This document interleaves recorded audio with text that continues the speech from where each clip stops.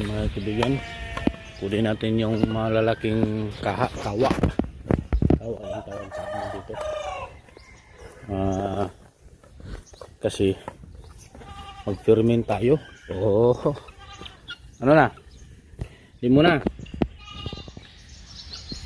mag-ferment pa si daddy nyo ng bahog nyo. Yan muna kayo, ha? Hindi pa.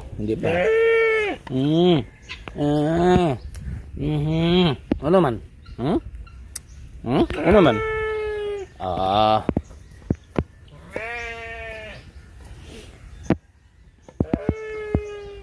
Hintayin nyo ako. Mga kaibigan, yung gimbala natin. Saan yung dalawa? Pinapahanap ko, hindi nakikita. Baka naglilimlim. Yun yung pagkain nila, hindi naubos. Kahapon ng hapon kasi hindi ko na sila pinapalabas kasi umuulan. Ayan, so ito yung kukunin natin. Ito yung timplahan natin ng na mag-ferment tayo ng sapal at saka rice bran. Sunod ng sunod. Ayun na ay. Dito lang kayo. Hop. Yan. Tali muna natin. Baka lumabas.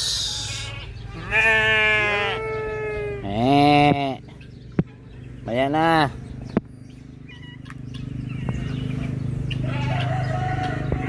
Mga kambing lumapit na. Kala nila may bagong pagkain.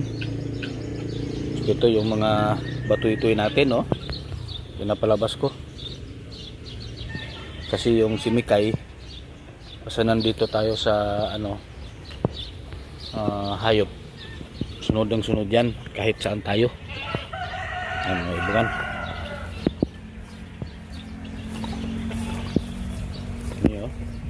Pati yung mga batoy-toy, sunod. Mikay! Gusto lang lumabas?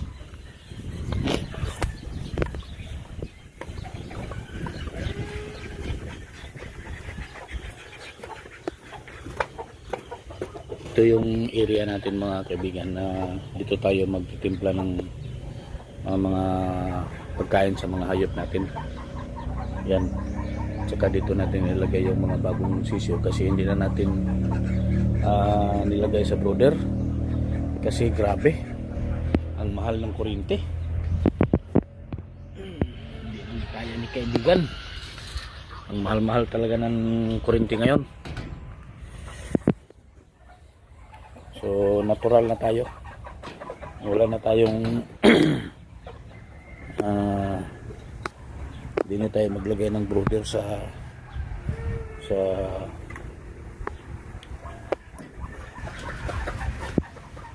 mga sisiw. Lagay natin dyan sa 4x4, doon yung nila inahin. So yan, so dyan lang kayo batito. Huwag kayo pumasok. Silong ka mo kayo Iwan. Batitoy, silong kayo Iwan. Ay, hugasan pala natin. Yan. Pero kaso maulan. Mga kaibigan, pause muna natin kasi walang cameraman tayo. So hindi pwede na tayo maghugas at saka tayo din ang mag-video. Pause muna natin mga kaibigan. Yan mga kaibigan, natapos na natin hugasan yung mga batutoy, sunod kanina. Tapos ito na naman kaibigan, ito yung barrel, ito yung paglalagyan natin ng piniferment natin. Bago ito na binili kahapon, mayroong pang mga margarine. So ang gagawin natin, hindi natin ito hugasan kasi mabagal kuha yung sa margarine. Ang gagawa natin, kuha tayo ng ipa dyan, Tapos ilagay natin, ipapahid. So yun, tapos yung pinapahid natin mga kaibigan, papakain natin sa mga hindi pala ito na ano kahapon. Ng tubig, so as usual push muna natin mga kaibigan kasi wala tayong cameraman, mahirap. Yan, kuha tayo ng upa. Wala mga kaibigan, no? Tingnan nyo. Madali lang.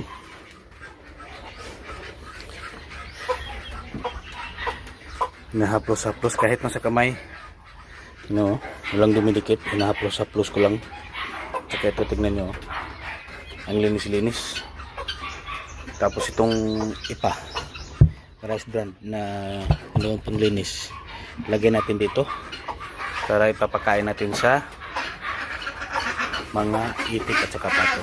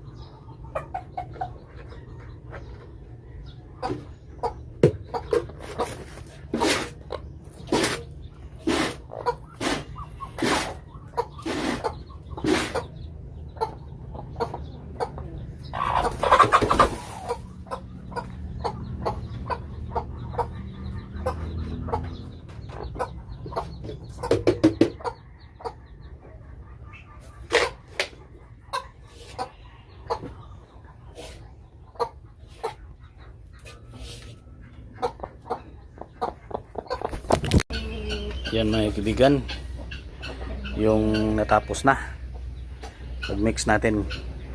So ang ginawa ko, tatlong takos ng rice bran dito, tapos yung sapal is 6. Yan, tapos 6 din na kutsara ng ng molasses, at saka yung asin tansyahan lang doon tangkal. So yan yung ilipat ko dito. Yan mga kaibigan, post muna natin. Yan, tingnan nyo mga kaibigan, pag mapuno na ito, ferment natin ito for 1 week bago natin ibigay sa mga hayop natin, manok, pato, kambing at saka karnero. Yan,